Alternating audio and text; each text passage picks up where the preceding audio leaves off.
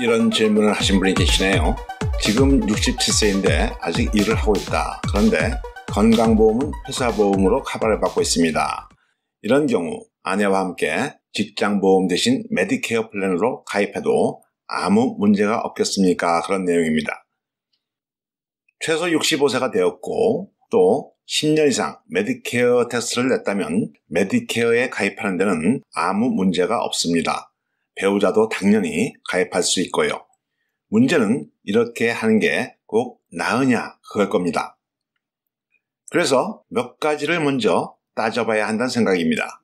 첫 번째로 따져봐야 할 건 코스트, 즉 비용 문제입니다. 직장보험이라 해도 회사가 보험료를 100% 다 내주는 경우는 아주 드물지 않습니까? 본인이 얼마만큼 부담해야 한다 이렇게 되어 있는 게 일반적이죠. 게다가 가족들까지 커버를 해준다 그럴 땐 가족보험료는 전부 본인 부담입니다. 그래서 베네핏이 아주 좋은 회사에 다니지 않고 있다면 부담해야 할 보험료가 만만치 않을 수도 있습니다. 이런 분들이라면 10중 8구 메디케어가 대안이 될 겁니다. 병원보험격인 파트 A는 따로 보험료를 내지 않아도 되고 파트 B와 파트 D, 그러니까 의사보험과 처방약 보험에 대한 보험료만 내면 되니까요. 1인당 약 250불에서 260불 정도 잡으면 아마 충분할 겁니다.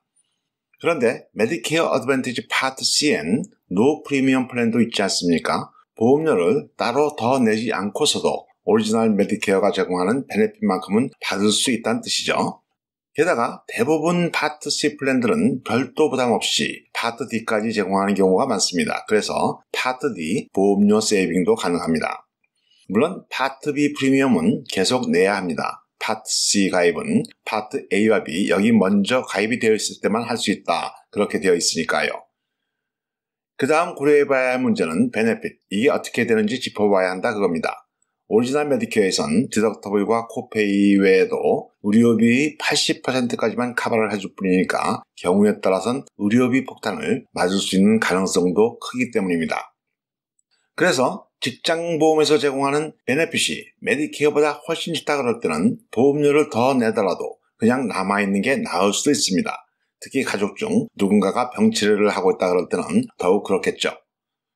어쨌든 파트 C를 택하면 돈을 좀 세이빙할 수는 있습니다. 하지만 파트 C는 파트 C대로 문제가 많습니다. 병원이나 의사를 마음대로 선택할 수 없다는 것, 그리고 기본적으로 보험 커버는 거주지 단위로 적용되기 때문에 여행을 간다거나 그럴 때 뜻하지 않게 낭패를 볼 수도 있으니까요. 세 번째로 생각해봐야 할 건 배우자의 나이입니다. 이미 65세가 되었다면 모르지만 나이가 아직 65세 미만이다 그럴 때는 그 배우자는 메디케어 가입을 할 수가 없기 때문입니다. 그래서 일반 건강보험에 들어야 하는데 보험료가 만만치 않을 수도 있습니다. 마지막으로 생각해봐야 할 내용은 헬스 세이빙즈 어카운트를 이용하고 있다면 이걸 계속 이용할 생각이 있는지 아닌지 그겁니다. 메디케어에 일단 가입을 하면 이 HSA를 이용하는 게 더 이상 허락되지 않기 때문입니다. 파트 A에만 가입했다 그래도 이건 마찬가지니까 이 점엔 주의하셔야 할 겁니다.